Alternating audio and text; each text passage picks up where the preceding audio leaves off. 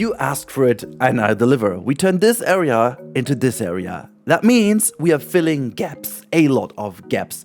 This is something you have asked for so often, and I'll do this. We are doing this because, actually, this area receives or needs a received overhaul, or it does have to get an overhaul. Let's put it the way you want. And yeah, well, I thought that was going to be a good thing just before the new update and potentially something new drops in the future. So I thought it's a good moment to finish up an area finally. And again, I know that a lot of people struggle with this, and I also do struggle with this quite a lot. Not because of necessarily I don't know what to do. I think it's just I don't want to. I think. That I try to overlook this as long as I can. But today I don't. Today I am going to fill these things in, and I want to give you an idea how to do it yourself. So the first thing I'm doing over here is the backyard of our motorcycle coaster that we've been putting in quite a lot of weeks ago. But I did change from a bridge going over this one and to having an underpass. Like, the idea is that this requires far less space and also is the more realistic way of approaching it in this specific case over here. The bridge would be very hard to pull off. It also has a bit more complicated things to do with the clearance of the coaster and just in general to make the coaster interaction with the queue harder. So I decided to go for the underpass and also utilize some of the mesh pieces here to, create that fencing that you need to kind of, make sure that if something falls down from the coaster, it doesn't actually land on the head on the people standing there queuing down there, because that's effectively something you keep in mind. When people do queue, they stand still sometimes in one spot, and hence you need to ensure that nothing is actually going to fall on them, which is one of these little techniques you have in most of the parks, that over queues and over some pathways there is fencing and sometimes there isn't, because statistically it's not like if you're in a queue and you're standing there, it's much more likely that you would be hit from like a phone or like a key falling down on someone's pockets. But if you're on a huge plaza, for example, and the coaster goes over the plaza, then it's definitely not as likely, I should say, that it does fall in. Also, by the way, if you hear some nosy voice, I had a bit of a cold the last day. It's already quite good. I'm feeling a lot better right now, but still hard to talk for longer than 5 minutes or so. So this is why it's a bit on the rough side. Anyways, you can see we are progressing. I put like a bit of a gate in here, a bit of a fence, making sure that everything looks good. I'm also going to show you a bit more in detail all these areas later on in the real-time part. Don't you worry if you don't catch it in a speed build. I'm embedding also a bit of a shortcut. Many queues in the real world do have this. They do have areas that you can add or leave out depending on how many people actually are in this region and like what kind of season it is. And sometimes you need like a bigger queue, sometimes you need like a smaller queue, and this is what I'm trying to account for over here. I'm trying to just making sure that people have the chance to actually have a better experience by having a shorter queue in lesser frequented times, and then also you can easily switch over to the long version if required, and that fits a lot better to the building. I made sure that the pathway over here is aligned nicely, it's kind of parallel to the building, because you can also use the building as like a backstage backdrop, if you will, where there are some access gates, and I would assume that this is how the staff members would move between the different areas, just because that's how you would do it in a real world park as well. And having that big building and the race station just offers you to have exactly that space below. I'm using some of the awnings from the other side here too, to just frame the building a bit better and give it a bit of a same meaning on both sides. And also I needed to clean up the building itself. However, first of all, I need to mention something, because Instant Gaming obviously is the sponsor of the channel, but there is also Black Friday at the moment, which is amazing. You get even more great offers. Make sure to check it out every single day. It's up until Tuesday Tuesday, I believe it is, and you can get a lot of stuff even further reduced in price and much more discounted than before. All your favorite DLCs, games, and so on. So definitely make sure to hit up the link and check if there's anything among all the offers for you. You do help me directly, as I said, and you also do help yourself by saving some money. I guess that's a win-win for all of us. But anyways, let's go back to the project. Once I was finished with the queue area over here, I put a couple of little shades on top of it just to give it a tiny bit more detail, if you will. And then I started also to put in some planters, because that's something people tend to forget. But the nature in this game is much better than in Planko 1, and you have to really focus on using them nicely, because you can create some very cool scenes, some very nice looking scenes indeed. And this is where all the foliage knowledge from Planet Zoo comes into play as well, if you have played that already. If you didn't, well, that's fine too, because Planet Zoo still has the better foliage, which makes sense because it's, you know, aimed at making habitats look good. So that is definitely something I highly recommend, as always, making sure to look into nature and make sure that you follow the rules that parks would use to kind of create nice areas, you know, having not too many different trees, make sure to repeat the same kind of elements throughout all your planters, because that's also kind of how it works. And you use a lot of foliage that grows easily over time and doesn't require too much, you know, care over time. This is also why many kind of parks have a lot of greenery, just in general, green plants, green leafy plants, opposed to a lot of blooming plants that require a lot more work. So be careful with the blooming one. If you have them, make sure to use them in a way that they would realistically grow, like as I've done with the periwinkle in here. That is definitely very much recommended, because it helps you to make that just so much better, to make it just so much more believable, opposed to what would happen if you make it too obviously fake, you know. That just kind of sets people up. However, there is obviously one moment where you are allowed to do that, if you go into these kind of tidy castle parks. If that's your theme you're going for, then it makes sense, and you can really overdo it and make sure it looks really damn like overexposed and man-made, that's kind of thing. If not, just make sure to use the greenery and throw it together a little bit nicely. Anyways, we move on. The next bit I'm doing over here is I'm gonna build a little bit of a sidewalk for the coaster launch, which has two functions. A, it should symbolize the street the motorcycle is on, but B, it also gives me the chance to, you know, get a bit of a distance between the track and the rest of the area, and also give myself a context for building that tunnel, which has been living here for free for a while, but now it receives finally its dressing. Or its cover, I should say, making sure it looks good, making sure it uses a couple of different materials in here. In this case, I'm using like one of these plaster walls and using some of the lovely little pieces we have in the game to make that. And also covering is a good talking point, because that's most of filling gaps, is cover up these gaps with logical but nice pieces. You can do your own curb if you will. Sometimes I like it more than having the in-game curb, because you've got more control over it. You can alter the height, you can embed benches, and making sure that all looks a little bit more as if it is in a real theme park. And then what's super important is use your lampposts, your benches, your bins, all these kind of things.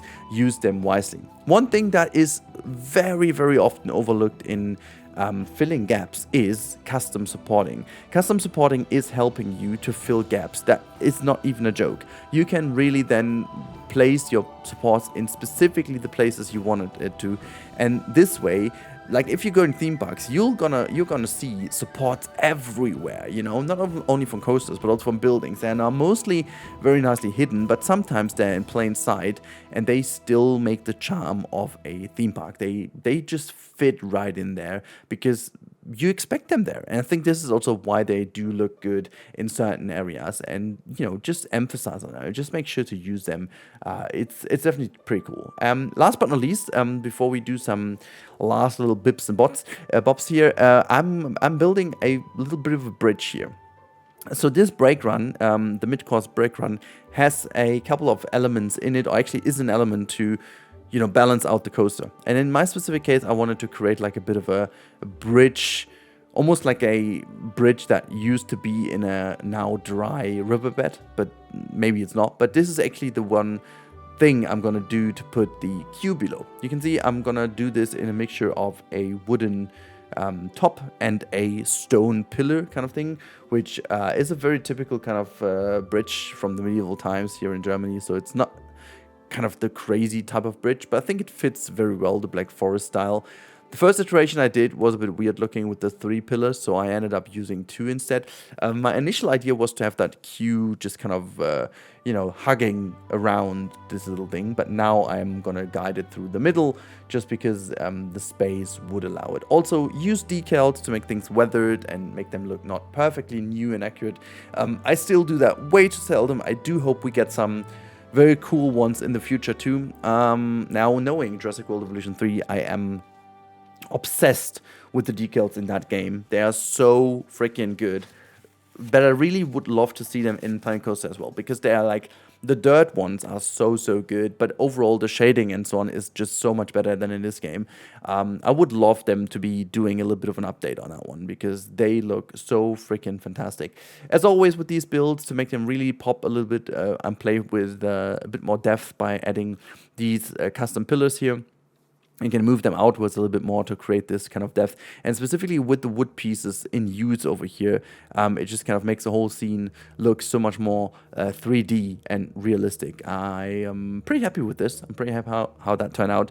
And in general, I'm pretty happy with how the entire scene turned out. We are already almost at the end of the time-lapse. I did cut a couple of things because the real-time part is the one thing that is more important today, simply because you'll see how I did shape certain areas by my intention to create a bit more of a nice coherent plaza element over here, but using fences always to keep away the nasty people from grabbing onto a coaster and breaking their hands and arms and so on.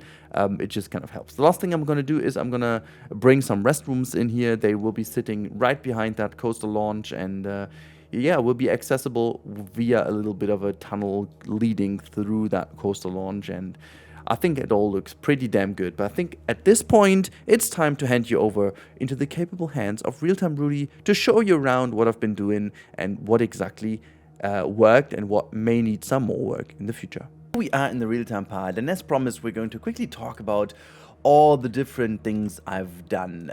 So we are beginning with the queue area over here, which is relatively overgrown this time around. So it's not usually like you know, very open spacious, but it's relatively tight in the background of these houses. So the idea really is to, you know, get the immersion in. The coaster is dipping over here into the first launch, you know, getting around the corner, leaving basically the garden area, leaving the backyard towards the street.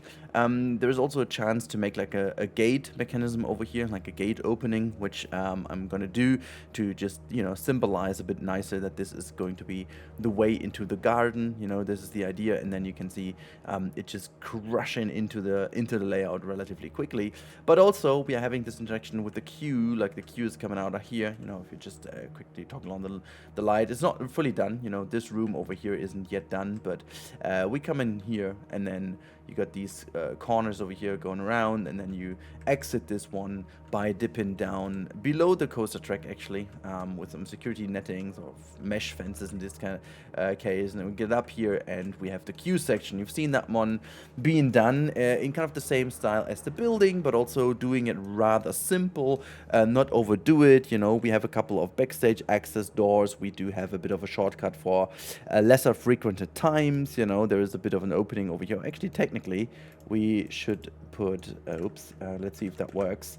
We should put like the fence in between here still.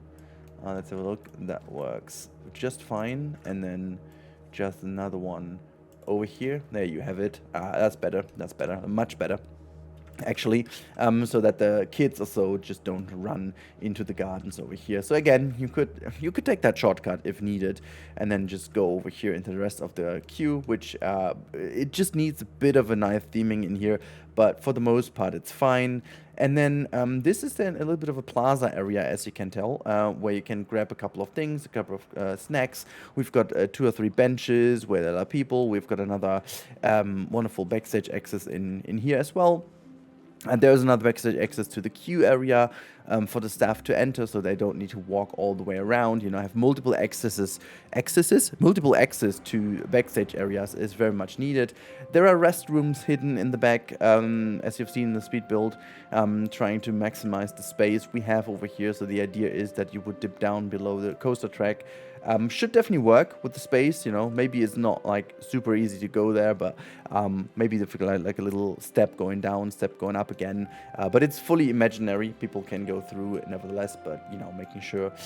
We haven't gone in this area, which is something we do in the next episodes. But for now, this is all good. And then you have that one area going below the track, you know, dipping down here. You can see the head clearance is all good, it's all fine, it works. And then you come up again in another bit of a plaza area, if you will. Now, utilizing the new tools of the game, having the chance to, you know, have these wonderful platforms and flat rides almost seem like as they're integrated into the plazas, because we can get rid of all the curbs and so on, makes it so much more believable and nice looking.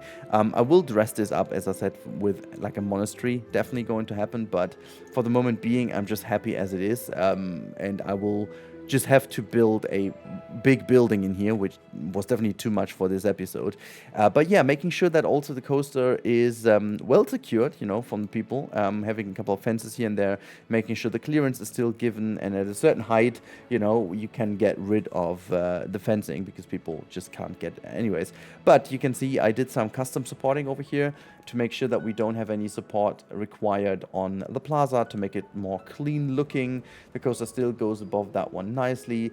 As we have like a bit of a wall to climb over here, the normal fence is enough, and then the same goes over here into where the miniature area is. Just in general, I think it looks super cool now. Like if you just, for example, take that vista, oh my god, that looks so freaking awesome, doesn't it?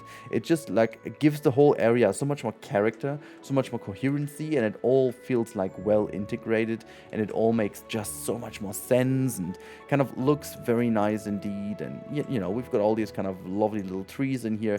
This area will receive a bit of a glow up as well as all the other areas around here, but for the moment I am very happy with especially this part of the park, because oh my god, that has been such a sore in my eye the whole time, and I didn't really know what exactly to do. But as you guys have been asking so much lately to make an episode on how to fill gaps, I think like this is the perfect example of what you can do. You can fill it up with plazas, you can fill it up with like bridges or tunnels, you can make like normal planter areas. You know, this is a very simple area, a couple of rocks, a tree, some periwinkle in the ground, you know, making sure that it all looks nicely connected. Then we've got a couple of trees and some other periwinkle and flowers in here. A couple of these, what are they called, cypresses? That like a cypress? Yeah, the Italian cypress tree. And you know, also very important always is putting some benches and bins everywhere. That also helps a lot, like little signages and all these kind of things do help. You could also go in and just in general, like if we just type in sign, you could also always have like a flag somewhere, you know. This also helps to sell ideas, or like have a kind of a gelato bro kind of sign in here, even though you don't have any, but you know, that does always help. You could also have like some signs on some of the walls or posters, and you know, it's basically you can do all these kind of things to make your park more immersive. Like this is also the perfect area to make like a park leaderboard at some point, like where you can go park map kind of thing, or you could put like a, you know, Planko kind of thing in here if you want to. You can have this one, and then just make sure it kind of fits that area, that vibe nicely. You can make that like frame fit right in here if you want to. Just make that in the gray tone, for example, like this and like that, and then we put that here, you know. I think that would actually work pretty nice. You could have some security advices in here, even though that doesn't make any sense. What's that? Safety sign too. Yeah, it doesn't make any sense to put them here if you've got that one, but you know the idea. Anyways, there's one more thing I wanted to quickly do, because I feel like this is a thing that is mostly overlooked. But what I'm gonna do is I'm gonna show you something, and this is my locker blueprint. I do have a locker blueprint over here. This is the Western lockers, but we can definitely change them and dress them up real quick. You know, this is definitely Western style, but it doesn't really matter too much. We can just get rid of a couple of pieces here, and all of a sudden it'll look just as we need it So let's do it that way. Yeah, it doesn't all matter that much, so we can do it that way. And then we type in, actually what we can do, keep, and then create custom, and then we can here use the keep wall, bring that one in, put it very much behind. There we have it. So here goes that over, and then let's see if there's like a little keep roof we could use for that. I'm not sure if this one is definitely not the right one for doing this, but like maybe this piece could do the trick. Yeah, well, it kind of does, but then again it doesn't. So let's see if we can find something else. Maybe this trim again. I think this trim is just so versatile. I'm gonna use that one again because it always helps to kind of frame the whole thing a bit better. So actually, you know what? It's a little bit too big, right? Let's scale that down. There we have it. And drag it all the way up a little bit more. So here we go. And now we've got these lockers, and we could just use them on here. So maybe we have to just rearrange our area a little bit. So here we go.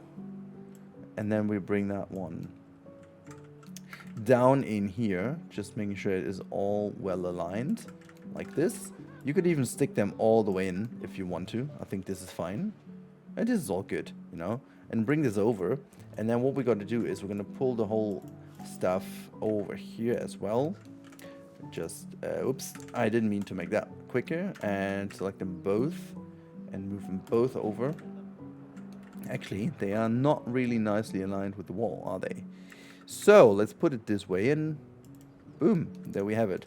And then obviously we gotta have to put this table, or like a table like this, somewhere else, because that is not good to have a table like this there, but you could easily put it here as well. So there we go. You know, very simple thing. You've got some lockers in here, and technically what you could do in order to make them interact with these things, you could then go and have another facility, and let's say we're gonna go for drink, and we put another drink, picture juice, for example, over here, and another soda here.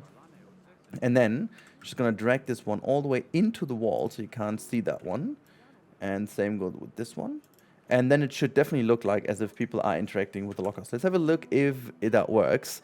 So if we just speed up the whole process, let's see if someone is coming to grab one or the other. Yeah, there you have it. You know, it looks like as if they're interacting with the locker. I think it's pretty cool to do it that way. Even though they glitch into it a little bit, it just always looks like as if they are grabbing something from the locker.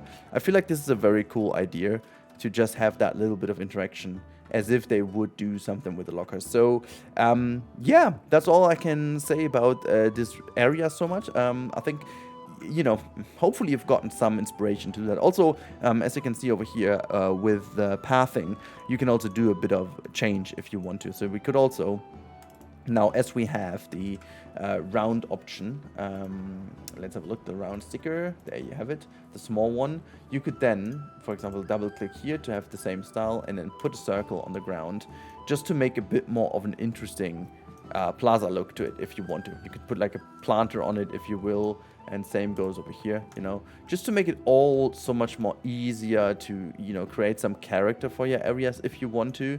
In my specific case over here, I think I don't. I think I'm all good with you know, with the style it is right now, but I may do in some other areas. And so there are a lot of things you can do, a lot of things to dress up your areas. And again, as I said, I hope you enjoyed that one. I hope you enjoyed today's episode. I certainly did enjoy creating this a lot more than I thought. Normally filling these gaps is nothing I am very much in love with, but I know that a lot of people struggle with it. So that was a good little thing for me to do. And yeah, just hopefully you guys could take one or two things out of it. Anyways, have a wonderful time. I talk to you in the next one as always, and see you there. Goodbye.